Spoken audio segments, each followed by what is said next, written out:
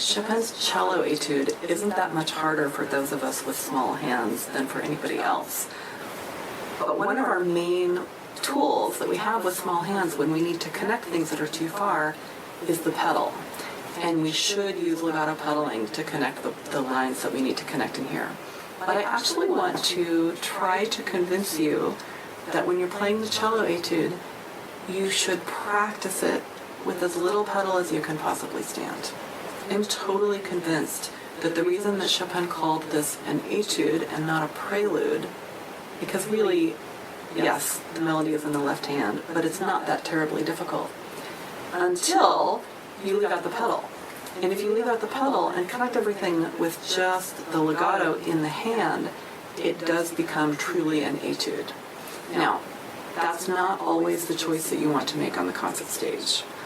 When I feel like the piano and the audience and the hall and the day are going to allow me, I like to make the courageous choice to use no pedal at all until Chopin's very first pedal marking, which is later than you think. And then I like to keep it really dry until his next pedal marking, so that I'm actually playing dry except for pedal to emphasize the end of the phrase. And then dry except for pedal to emphasize the end of the phrase. And what that does is that then when we get to that glorious B major section, where he suddenly has you pedal through every measure, which is how we normally think of Chopin pedaling probably, it's this completely lush world. It's almost like a memory of former happiness or something like that. That's a pretty romantic way of thinking about it, but it's the 19th century. We'll take it.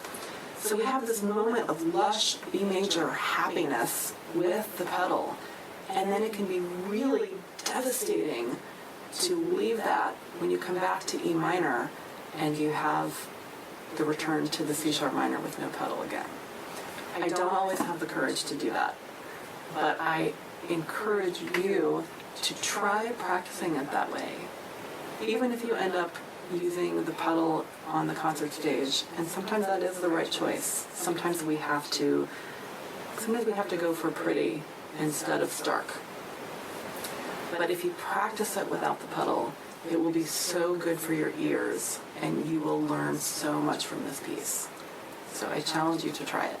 Playing the beginning without pedal kind of sacrifices the beginning. It makes it less pretty and more desolate.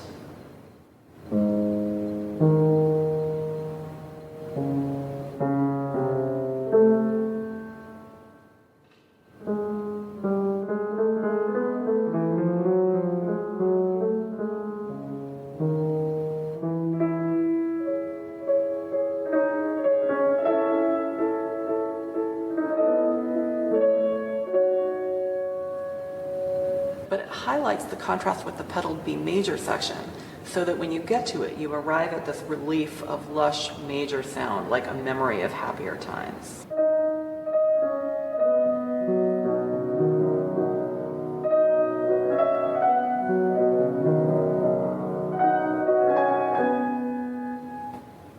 Then it can be devastating to leave that to go to E minor and then return to the C sharp minor without the pedal world.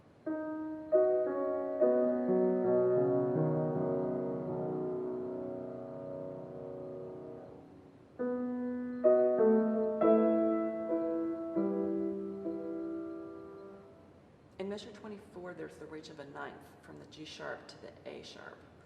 If you can, let your thumb go flat so that you play the bottom two notes with the side of the thumb. If you can't reach that, you can take the G sharp in the left-hand thumb. So you could do.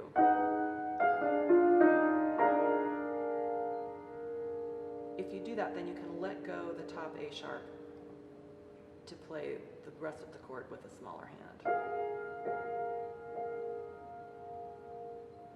Another solution is just to leave out that G sharp. If you feel like you can't reach the G sharp and playing the G sharp with your thumb is going to make it harder for you to voice the melody in the left hand beautifully, I think it's important to make the decision to go towards the beautiful melody instead of following every single note on the page. There's another ninth that can be tricky to reach, in measure 30, but you can let go of the chord to reach the G sharp, and then you can let go of the G sharp to come back down to the chord.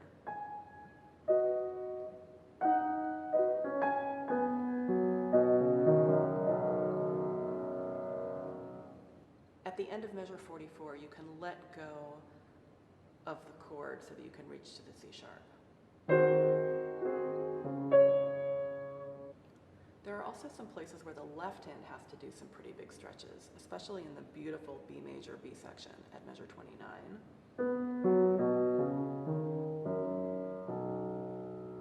So reaching that 10th can be really tricky. But it's much easier if you let the hand rotate and close into a shape I call the one-eared llama. The one-eared llama is a hand position that might seem sort of strange, but can actually be really, really useful and helpful. So if you imagine that your hand and your arm are a llama, here's two-eared llama, hello, with this being the body, and this being the neck, and this being the head, ears, nose, mouth. The distance between the ear and the nose is actually really far, and if you let your hand close, it can help you find the shape that you need. So just to really show you the difference between what's possible with a flat hand stretching and what's possible with a one-eared llama, this is about as far as I can stretch my fourth finger and fifth finger apart. And it doesn't feel great, and it's not that far. So if I take this distance, and then I turn my other hand into a one-eared llama, look at how much farther I can reach between 5 and 4. And of course it's true in both hands. So the one-eared llama reminds us that we are three-dimensional creatures and that we're going to sometimes need strange hand positions that are not just your typical 1, 2, 3, 4, 5 position, but that you can find the comfortable position that will let you get to where you need to go. So you can see that letting the hand open and close into a llama or a version of llama can really help play this.